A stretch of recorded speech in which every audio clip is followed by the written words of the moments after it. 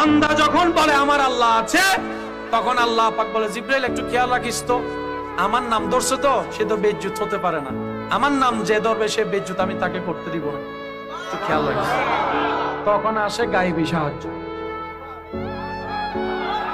একটু জোরে ঘরের মা বোনকে জিজ্ঞেস করবেন, বাবা একটু, আমি কিন্তু 2-3 মিনিট করে করে বাড়াইতেছি, একটু খেয়াল করছেন, মনে হয় টাইম কিন্তু শেষ হয়ে গেছে আকাশের অবস্থা অনুযায়ী।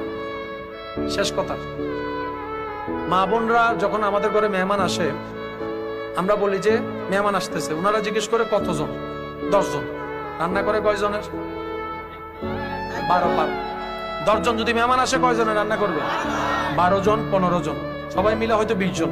কিন্তু আমাদের মধ্যে কিছু বেহাইয়া আছে, 5 জন হইয়ের 50 জন লই আনে নাই, ভাল লাগে এন্ড 50 জন আছে বিয়ের দত বিনা বলা যায় হাইয়ের চলে মুসলমানের দত আছে নি, হতে আমি ছেলে ফক্ক তুই তো হতে ছেলে হন্ডাইবে তো হাইটি দিবে না, তুই আবার হন্ডা আলি আছে না নাই?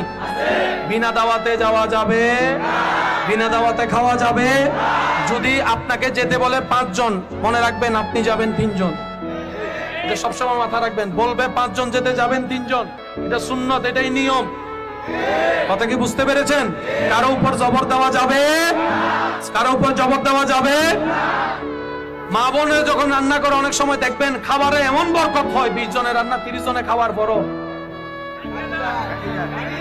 বলেন বলেন, তখন সবাই বলে বরকত হয়েছে। বরকত কেমনে হয়?